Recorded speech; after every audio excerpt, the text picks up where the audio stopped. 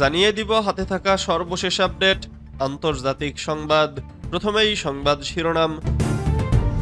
রাশিয়ার জন্য বিশেষ ধরনের নতুন ড্রোন তৈরি করেছে ইরান, বলছে রিপোর্ট। এদিকে নির্বাচনের দাবিতে ইসরায়েলে বড় সমাবেশ। ইসরায়েলকে হিজবুল্লাহর থেকে ব্যাপক গোলাবর্ষণের প্রস্তুতি নিতে হবে। আরও জানিয়ে দিব লোহিত সাগরে জাহাজ লক্ষ্য করে হুথিদের ব্যাপক ড্রোন হামলা। এরপর জানিয়ে দিব রাশিয়াকে জি7-এ ফিরিয়ে আনতে চান ট্রাম্প। সর্বশেষ জানিয়ে দিব মোদির সঙ্গে বৈঠকের আগে কর নিয়ে ইঙ্গিতপূর্ণ পোস্ট ট্রাম্পের। এতক্ষণ শুনছিলেন সংবাদ শিরোনাম, এবারে বিস্তারিত। তবে অনুরোধ থাকবে ভিডিওটিতে একটি লাইক করবেন এবং কমেন্ট করে জানিয়ে দিবেন কোন জেলা থেকে আপনি আমাদের এই ভিডিওটি দেখছেন। রাশিয়ার জন্য বিশেষ ধরনের নতুন ড্রোন তৈরি করেছে ইরান, বলছে রিপোর্ট। ইউক্রেনকে যুদ্ধে ব্যবহার করতে রাশিয়ার জন্য বিশেষ ধরনের এক নতুন ড্রোন তৈরি করছে ইরান। ড্রোনটির নাম দেওয়া হয়েছে শাহেদ-107। গণমাধ্যমের প্রতিবেদনে এই দাবি করা হয়েছে। মার্কিন সংবাদ মাধ্যম স্কাই নিউজ এক প্রতিবেদনে জানিয়েছে শাহেদ-107 বিশেষভাবে তৈরি এক ধরনের ড্রোন। এর রেঞ্জ 932 মাইল। এই ড্রোন দিয়ে ইউক্রেনের ব্যয়বহুল পশ্চিমা যুদ্ধ সরঞ্জাম শনাক্ত ও ধ্বংস করা সম্ভব বলে মনে করছেন সমরবিদরা। প্রতিবেদনে আরও বলা হয়েছে, আনুমানিক $20 লাখ চুক্তিতে ড্রোনের কয়েকটি ইউনিট রাশিয়াকে ইতোমধ্যে দেয়া হয়েছে। এ চুক্তির আওতায় ইউক্রেনে ব্যবহার করার জন্য ভূমি থেকে ভূমিতে নিক্ষেপযোগ্য ব্যালিস্টিক ক্ষেপণাস্ত্র রয়েছে বলে একটি নিরাপত্তা সূত্রের বরাতে প্রতিবেদনটিতে উল্লেখ করা হয়েছে। প্রতিবেদন থেকে আরও জানা যায়, ইরানের লিজেন্ডারি শাহেদ সিরিজের এ ড্রোনটির ডানার দৈর্ঘ্য 10 ফুট এবং ড্রোনের দৈর্ঘ্য 8 ফুট। যুদ্ধযান থেকেও এই ড্রোন নিয়ন্ত্রণ করা যাবে। রাশিয়াকে জি7-এ ফিরিয়ে আনতে চান ট্রাম্প। রাশিয়াকে আবার শিল্পোন্নত দেশগুলোর জোট জি7 জোটে ফিরিয়ে আনার ইচ্ছা প্রকাশ করেছেন মার্কিন প্রেসিডেন্ট ডোনাল্ড ট্রাম্প। তিনি বলেছেন, 2014 সালে ক্রিমিয়া দখলের পর রাশিয়াকে জোট থেকে বহিষ্কার করা ভুল ছিল। তিনি মনে করেন রাশিয়াকে আলোচনার টেবিলে ফেরানো উচিত। পুতিনও এই জোটে ফিরে আসতে চাইবেন। শুক্রবার 14 ফেব্রুয়ারি ব্রিটিশ বার্তা সংস্থা রয়টার্স তাদের এক প্রতিবেদনে জানায়, গতকাল বৃহস্পতিবার এসব কথা বলেছেন ট্রাম্প। 2014 সালে ইউক্রেনের ক্রিমিয়া অঞ্চল দখলের আগ পর্যন্ত শিল্পোন্নত দেশগুলোর এই জোটের সদস্য ছিল রাশিয়া। তখন জোটটি জি8 নামে পরিচিত ছিল। ক্রিমিয়া দখলের পর মস্কোকে জোটটি থেকে বহিষ্কার করা হয়। ট্রাম্প হোয়াইট হাউসে নতুন করে শুল্ক ঘোষণা করার সময় বলেন, আমি রাশিয়াকে ফিরিয়ে আনতে চাই। আমার মনে হয় তাদের বাদ দেওয়া ভুল ছিল। দেখুন, বিষয়টি আসলে রাশিয়াকে পছন্দ বা না করার নয়, এটি ছিল জি8। ট্রাম্প আরও বলেন, আমি বলেছিলাম তোমরা কি করছো? তোমরা সবাই কেবল রাশিয়ার কথা বলছো। তাদের আলোচনার টেবিলে বসা উচিত। আমার মনে হয় পুতিন ফিরে আসতে পছন্দ করবেন। ইসরায়েলকে হিজবুল্লাহর থেকে ব্যাপক গোলাবর্ষণের প্রস্তুতি নিতে হবে। চলতি সপ্তাহের শুরুর দিকে লেবাননের বৈরুতে হামাস নেতা সালেহ আল আরুরিকে হত্যার জবাবে ইসরায়েলকে অবশ্যই দেশটির গভীরে ব্যাপক গোলাবর্ষণের প্রস্তুতি নিতে হবে। হিজবুল্লাহর ঘনিষ্ঠ এক সাংবাদিক এই মন্তব্য করেছেন। তিনি বলেন, ইহুদিবাদী শত্রুদের অবশ্যই প্রস্তুতি নিতে হবে এবং জানতে হবে যে হিজবুল্লাহ দেশের গভীরে ভারী গোলাবর্ষণের পরিকল্পনা করছে। হিজবুল্লাহকে মূল্যায়নে ইসরায়েল বিভ্রান্ত হয়েছে, ওই সাংবাদিক আরও দাবি করেন। মঙ্গলবার লেবাননের রাজধানী বৈরুতে ইসরায়েলি ড্রোন হামলায় নিহত হন হামাস নেতা সালেহ আল আরৌরি।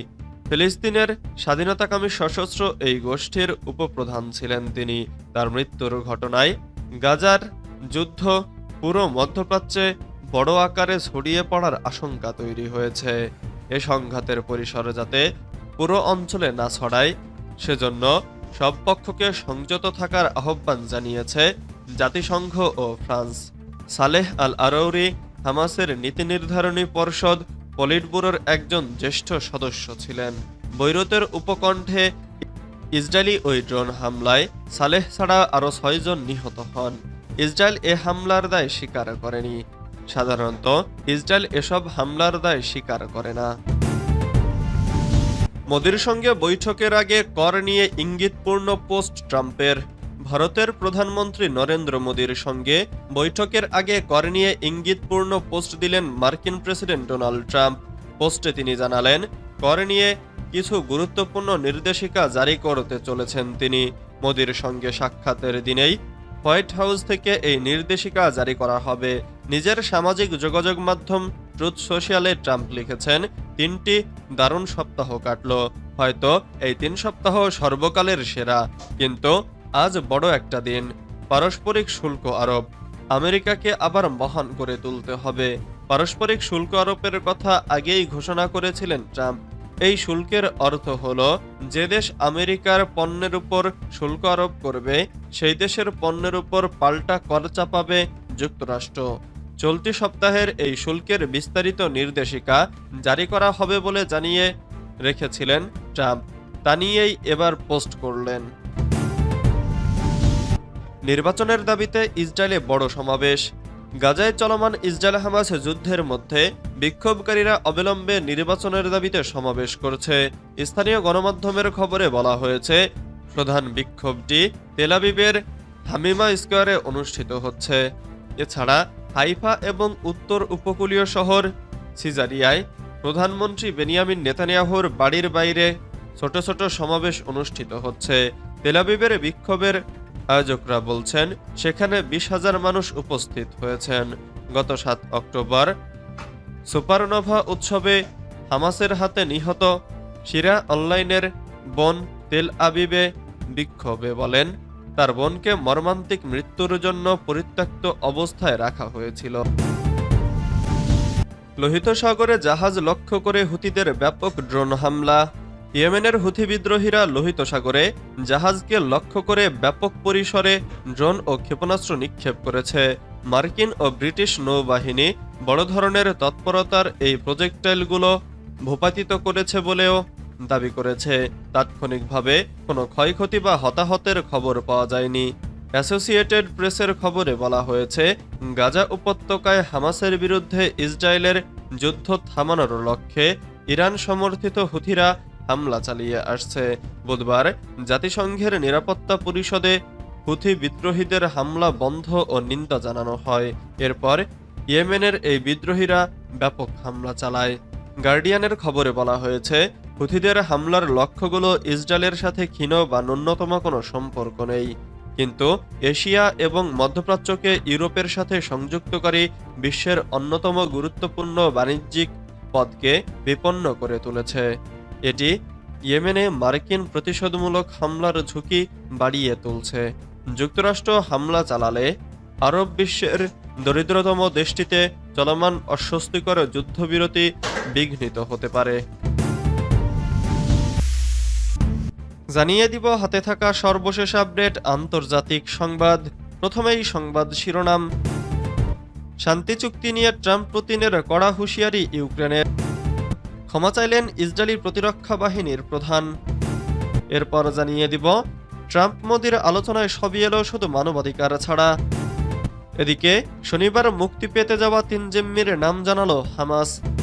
আরও জানিয়ে দিব, অবৈধ অভিবাসীদের বিরুদ্ধে যুক্তরাষ্ট্রের নতুন বিল পাস। সর্বশেষ জানিয়ে দিব, পাকিস্তানে গাড়িতে বোমা হামলা, নিহত 10। এতক্ষণ শুনছিলেন সংবাদ শিরোনাম, এবারে বিস্তারিত। তবে অনুরোধ থাকবে, ভিডিওটিতে একটি লাইক করবেন এবং কমেন্ট করে জানিয়ে দিবেন কোন জেলা থেকে আপনি আমাদের এই ভিডিওটি দেখছেন। শান্তি চুক্তি নিয়ে ট্রাম্প পুতিনকে কড়া হুঁশিয়ারি ইউক্রেনের। মার্কিন যুক্তরাষ্ট্র এবং রাশিয়া যদি কোনো শান্তি চুক্তি প্রস্তাব করে, তবে তাতে ইউক্রেনের অংশগ্রহণ ছাড়া তা মেনে নেওয়া হবে না, এমন কড়া হুঁশিয়ারি দিয়েছেন ইউক্রেনের প্রেসিডেন্ট ভলোদিমির জেলেনস্কি। বৃহস্পতিবার 13 ফেব্রুয়ারি এক বিবৃতিতে তিনি এ মন্তব্য করেন। বিবৃতিতে জেলেনস্কি বলেন, ইউক্রেন একটি স্বাধীন দেশ। আমরা এটি মেনে নিতে পারি না যে আমাদের ছাড়া কোনো সিদ্ধান্ত গ্রহণ করা হবে। খবর বিবিসির। এ মন্তব্য তিনি করেছিলেন যখন প্রেসিডেন্ট ডোনাল্ড ট্রাম্প এবং রাশিয়ার প্রেসিডেন্ট ভ্লাদিমির পুতিন যুদ্ধ শেষ করার জন্য আলোচনার প্রতিশ্রুতি দিয়েছিলেন। ফোনালাপের পর ইউক্রেনীয়রা উদ্বেগ প্রকাশ করেছেন, কারণ তাদের আশঙ্কা যুক্তরাষ্ট্র রাশিয়ার কাছে ইউক্রেনকে বিক্রি করে দিতে পারে। এর আগে ট্রাম্প রাশিয়ার প্রেসিডেন্ট পুতিনের সঙ্গে ফোনালাপের পর বলেছেন, যুদ্ধ শেষ করার একটি ভালো সম্ভাবনা রয়েছে এবং ন্যাটোতে ইউক্রেনের যোগদান বাস্তবসম্মত নয়। ক্ষমা চাইলেন ইসরায়েলি প্রতিরক্ষা বাহিনীর প্রধান। নিজের ব্যর্থতার জন্য ক্ষমা চেয়েছেন ইসরায়েলি প্রতিরক্ষা বাহিনীর প্রধান lieutenant general Herzi Halevi. Gaza থেকে মুক্তি পাওয়া জিম্মিদের সঙ্গে সাক্ষাৎকালে তিনি নিজের ব্যর্থতা স্বীকার করেন। শুক্রবার 14 ফেব্রুয়ারি ইসরায়েলি সংবাদ মাধ্যম টাইমস অব ইসরায়েলের এক প্রতিবেদনে এ তথ্য জানানো হয়েছে। প্রতিবেদনে বলা হয়েছে, শুক্রবার সকালে এক বৈঠকে আইডিএফ প্রধান 2023 সালের 7 অক্টোবরে ফিলিস্তিনের স্বাধীনতাকামীদের সংগঠন হামাসের হামলার আগে তাদের সতর্কতার সাথে গুরুত্ব সহকারে আচরণ না করার জন্য এবং তাদের দীর্ঘ বন্দিদশার জন্য সম্প্রতি মুক্তিপ্রাপ্ত 4 জিম্মি সেনার কাছে ক্ষমা চেয়েছেন। টাইমস অব ইসরায়েল জানিয়েছে, হালেভি আগাম বার্গার, লিরি আলবাগ, নামালেভি এবং কারিনা অরিয়েভের সাথে দেখা করেন। তারা প্রায় 15 মাস পর হামাসের বন্দিদশা থেকে সম্প্রতি মুক্তি পেয়েছেন। অবৈধ অভিবাসীদের বিরুদ্ধে যুক্তরাষ্ট্রের নতুন বিল পাস। অবৈধ অভিবাসীদের বিরুদ্ধে কঠোর অবস্থানে যুক্তরাষ্ট্র দ্বিতীয় মেয়াদে ক্ষমতায় এসেই অভিবাসীদের তাড়াতে নির্বাহী আদেশ স্বাক্ষর করেন মার্কিন প্রেসিডেন্ট ডোনাল্ড ট্রাম্প। এরপর অবৈধ অভিবাসীদের বিরুদ্ধে যুক্তরাষ্ট্রে আরও একটি বিল পাস করা হয়েছে। সংবাদ মাধ্যম আনাদোলু এজেন্সির এক প্রতিবেদনে এ তথ্য জানানো হয়েছে। প্রতিবেদনে বলা হয়েছে, যুক্তরাষ্ট্রের হাউস অব রিপ্রেজেন্টেটিভস বৃহস্পতিবার একটি বিল পাস করা হয়েছে। এটিতে বর্ডার পেট্রোল থেকে পালিয়ে যাওয়া অবৈধ অভিবাসীদের যুক্তরাষ্ট্রে প্রবেশে স্থায়ীভাবে নিষেধাজ্ঞা আরোপ করা হয়েছে। Agent Raul Gonzalez officer safety act নামে পরিচিত এবং এটি 264 ও 155 ভোটে পাশ হয়েছে। এই আইনের মাধ্যমে অবৈধ অভিবাসীদের জবাবদিহি করা হবে, বিশেষ করে যারা যানবাহন চালানোর সময় ফেডারেল অফিসারদের এড়িয়ে চলার চেষ্টা করে অপরাধ সংগঠিত করে। শনিবার মুক্তি পেতে যাওয়া 3 জিম্মির নাম জানালো হামাস। শুক্রবার ইসরায়েল জানিয়েছে, আগামীকাল ফিলিস্তিনিদের স্বাধীনতাকামী সংগঠন হামাসের কাছ থেকে মুক্তি পেতে যাওয়া 3 জিম্মির নাম পেয়েছে তারা। শনিবার মুক্তি পাওয়ার কথা রয়েছে এমন জিম্মিদের মধ্যে রয়েছেন ইসরায়েলি ও রাশিয়ান সাশা ক্রুপানভ, ইসরায়েলি আমেরিকান সাগই ডেকেলচেন এবং ইসরায়েলি আর্জেন্টিনার ইয়ার হর্ন। ইসরায়েলের প্রধানমন্ত্রী বেনিয়ামিন নেতানিয়াহুর কার্যালয় এক বিবৃতিতে এ তথ্য জানিয়েছে। তাদের মধ্যে একজন হামাসের মিত্র ইসলামিক জিহাদের হাতে আটক, যারা 2023 সালের 7 অক্টোবর ইসরায়েল অভিযানে অংশ নিয়েছিল। ইসরায়েল হামাসকে সতর্ক করে দিয়েছিল, এই সপ্তাহান্তে তাদের 3 জন জীবিত জিম্মিকে মুক্তি দিতে হবে, অন্যথায় যুদ্ধ পুনরায় শুরু হতে পারে। কারণ হামাস জানিয়েছে তারা গাজা যুদ্ধবিরতি লঙ্ঘনের অভিযোগের কারণে জিম্মি মুক্তি স্থগিত করবে। 19 জানুয়ারি চালু হওয়া যুদ্ধবিরতি মার্কিন প্রেসিডেন্ট ডোনাল্ড ট্রাম্পের প্রস্তাবের পর থেকে ব্যাপক চাপের মধ্যে রয়েছে। পাকিস্তানে গাড়িতে বোমা হামলা, নিহত 10। পাকিস্তানে শ্রমিক বহনকারী একটি গাড়িতে বোমা হামলা হয়েছে। এতে অন্তত 10 জন নিহত হয়েছেন। এ সময় আহত হয়েছেন আরও অনেকে। শুক্রবার 14 ফেব্রুয়ারি আল জাজিরার এক প্রতিবেদনে এ তথ্য জানানো হয়েছে। স্থানীয় কর্মকর্তারা জানিয়েছেন, শুক্রবার বেলুচিস্তান প্রদেশের হারনাই এলাকায় ট্রাকটি যাওয়ার সময় একটি ইম্প্রোভাইজড এক্সপ্লোসিভ ডিভাইস দিয়ে ট্রাকে হামলা চালানো হয়। এতে এ হতাহতের ঘটনা ঘটে। এলাকাটিতে বিচ্ছিন্নতাবাদী গোষ্ঠীগুলোর দশকব্যাপী বিদ্রোহের বিরুদ্ধে লড়াই করছে নিরাপত্তা বাহিনী। গত 3 বছর ধরে সীমান্তবর্তী অঞ্চলে সহিংসতা বৃদ্ধি পাচ্ছে। শাহজাদ জহুরি নামের এক ঊর্ধ্বতন সরকারি কর্মকর্তা বলেন, হারনাই জেলায় এক হামলায় 10 খনি শ্রমিক নিহত হয়েছেন। কর্মকর্তারা জানিয়েছেন, গাড়িটি কয়লা খনিতে নিয়োজিত ছিল এবং নিহতদের বেশিরভাগই দেশের উত্তর পশ্চিম সোয়াত উপত্যকা ও অন্যান্য অঞ্চলের। ট্রাম্প মোদির আলোচনায় সবই এলো শুধু মানবাধিকার ছাড়া। মার্কিন প্রেসিডেন্ট ডোনাল্ড ট্রাম্প তার দ্বিতীয় মেয়াদে প্রেসিডেন্ট হিসেবে প্রথমবারের মতো ভারতের প্রধানমন্ত্রী নরেন্দ্র মোদীর সঙ্গে সাক্ষাৎ করেছেন।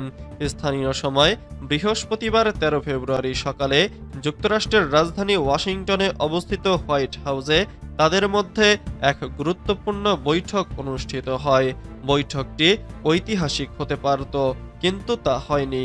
বৈঠকে অস্ত্র বিক্রি ও বাণিজ্য থেকে শুরু করে অভিবাসন, রাশিয়া ইউক্রেন যুদ্ধসহ নানা গুরুত্বপূর্ণ বিষয়ে আলোচনা হয়েছে। তবে বিশ্বের এই দুই শক্তিশালী নেতার মধ্যে মানবাধিকার ও সংখ্যালঘু অধিকার নিয়ে কোনো আলোচনা হয়নি। এ বিষয়ে বিশেষজ্ঞরা বলছেন, গত কয়েক বছরে ভারতে মানবাধিকার এবং সংখ্যালঘু অধিকার নিয়ে যুক্তরাষ্ট্রের উদ্বেগ অনেকটাই কমে গেছে। যুক্তরাষ্ট্রের সঙ্গে ভারতের বাণিজ্য বাড়ছে এবং ভারত এখন যুক্তরাষ্ট্রের চীনের বিরুদ্ধে প্রধান সহযোগী হিসেবে আবির্ভূত হয়েছে। বিশেষজ্ঞদের মতে ট্রাম্পের দ্বিতীয় মেয়াদে এই প্রবণতা আরও গতি পাবে। বৈঠক এবং যৌথ সংবাদ সম্মেলনে সংখ্যালঘু অধিকার বা মানবাধিকার নিয়ে কোনো আলোচনাই হয়নি। উইলসন সেন্টারের দক্ষিণ এশিয়া ইনস্টিটিউটের পরিচালক মাইকেল কুগেলম্যান মন্তব্য করেন, ট্রাম্পের পররাষ্ট্রনীতি মূলত স্বার্থভিত্তিক, তাই মানবাধিকার এবং সংখ্যালঘু অধিকার নিয়ে তিনি কোনো মন্তব্য করেন না। জানিয়ে দিব হাতে থাকা সর্বশেষ আপডেট আন্তর্জাতিক সংবাদ। প্রথমেই সংবাদ শিরোনাম, ক্ষমা চাইলেন ইসরায়েলি প্রতিরক্ষা বাহিনীর প্রধান। এদিকে বাংলাদেশ ও ভারত সীমান্ত সম্মেলন শুরু সোমবার, গুরুত্ব পাবে যেসব বিষয়। এরপর জানিয়ে দিব পাকিস্তানের তোপের মুখে ভারত। সর্বশেষ জানিয়ে দিব হামাসের হুঁশিয়ারির পর ৮ শতাধিক ত্রাণের ট্রাক ছাড়তে বাধ্য হল ইসরায়েল। এরপর জানিয়ে দিব চেরনোবিল পারমাণবিক চুল্লিতে রাশিয়ার বিরুদ্ধে হামলার অভিযোগ। আরও জানিয়ে দিব ৪ লক্ষের ৩টি ব্যর্থ, গাজা যুদ্ধে ইসরায়েলের চরম পরাজয়। এতক্ষণ শুনছিলেন সংবাদ শিরোনাম, এবারে বিস্তারিত। তবে অনুরোধ থাকবে ভিডিওটিতে একটি লাইক করবেন এবং কমেন্ট করে জানিয়ে দিবেন কোন জেলা থেকে আপনি আমাদের এই ভিডিওটি দেখছেন। বাংলাদেশ ভারত সীমান্ত সম্মেলন শুরু সোমবার, গুরুত্ব পাবে যেসব বিষয়। বর্ডার গার্ড বাংলাদেশ ও ভারতের বর্ডার সিকিউরিটি ফোর্সের মধ্যকার সীমান্ত সম্মেলন শুরু হচ্ছে। সোমবার ১৭ ফেব্রুয়ারি ভারতের রাজধানী নয়াদিল্লিতে শুরু হতে যাওয়া এ সম্মেলনে সীমান্তে ভারত কর্তৃক বেড়া নির্মাণ এবং সম্প্রতি বিএসএফ ও বেসামরিকদের ওপর হামলার মতো বিষয় গুরুত্ব পাবে।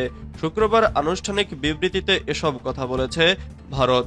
ভারতীয় সংবাদ মাধ্যম এনডিটিভির প্রতিবেদন অনুযায়ী আগামী ১৭ থেকে ২০ ফেব্রুয়ারি ভারতের বর্ডার সিকিউরিটি ফোর্সের সদর দপ্তরে বিজিবি ও বিএসএফের মধ্যে ৫৫তম মহাপরিচালক পর্যায়ের এই সীমান্ত সমন্বয় সম্মেলন অনুষ্ঠিত হবে।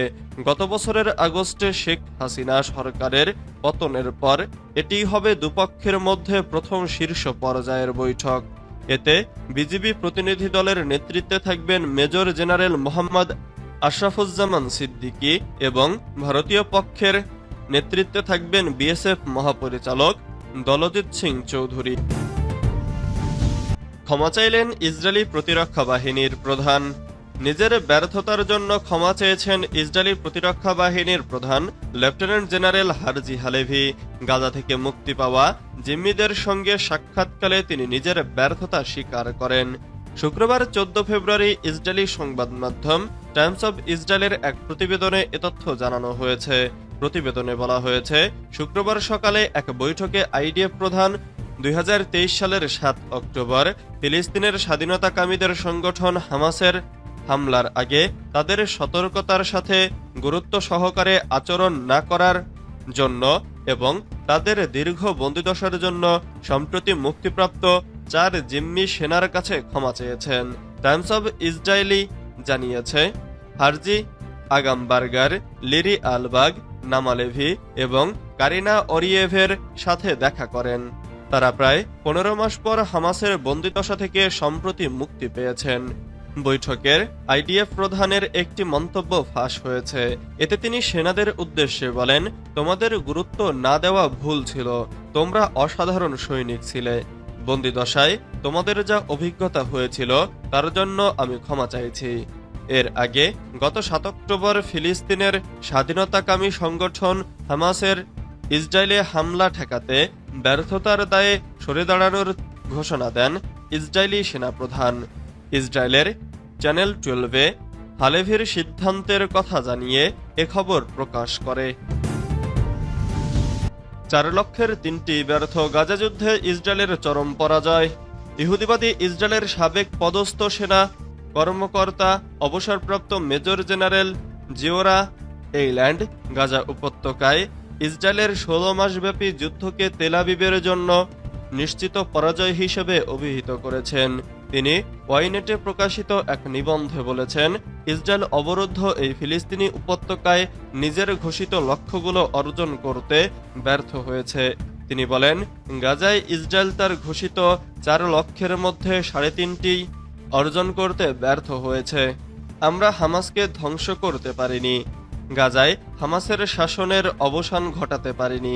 আমরা গাজা সীমান্ত সংলগ্ন ইসরায়েলি নাগরিকদেরকে তাদের ঘরবাড়িতে ফেরাতে পারিনি এবং পণবন্দীদের ফেরত আনার লক্ষ্য অর্ধেক অর্জন করেছি।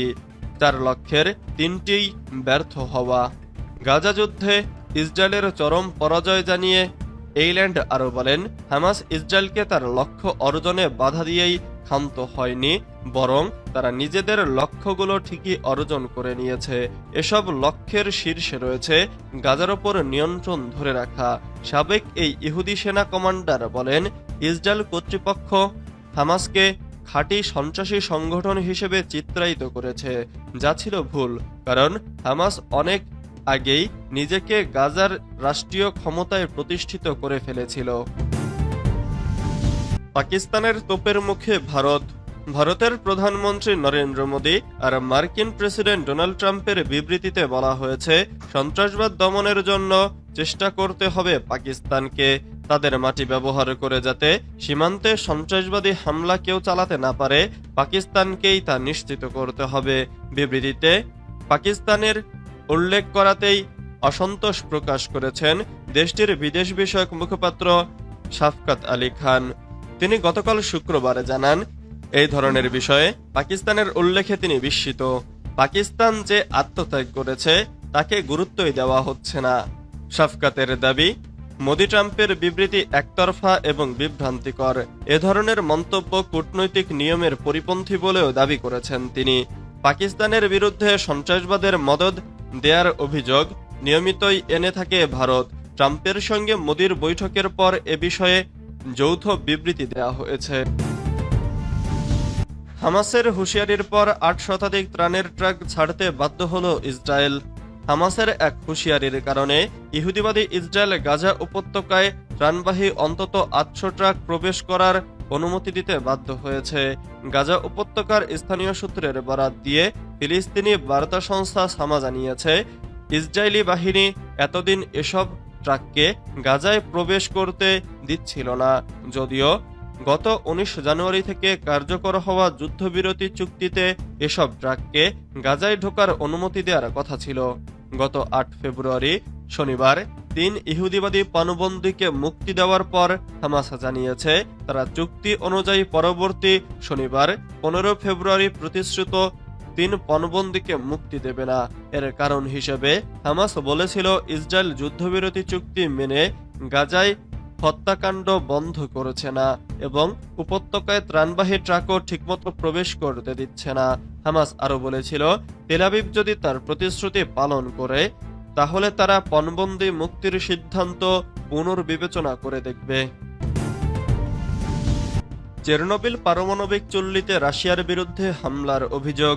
চেরনোবিল পারমাণবিক চুল্লির ক্ষতিগ্রস্ত অংশের বিকিরণ প্রতিরক্ষা স্তরে রাশিয়ার একটি ড্রোন আঘাত হেনেছে বলে দাবি করেছেন ইউক্রেনের প্রেসিডেন্ট ভলোদিমির জেলেনস্কি।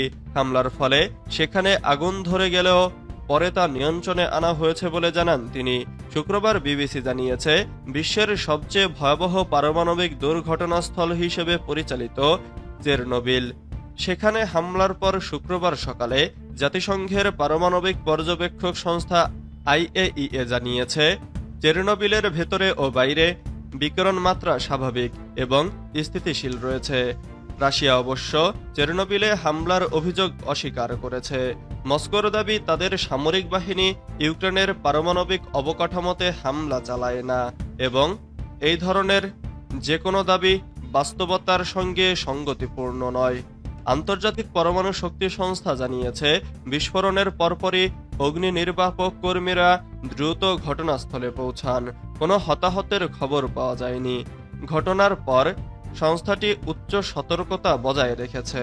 সংস্থার মহাপরিচালক রাফায়েল মারিয়ানো গ্রোসি বলেন, এ ধরনের পরিস্থিতিতে আত্মতুষ্টির কোনো সুযোগ নেই।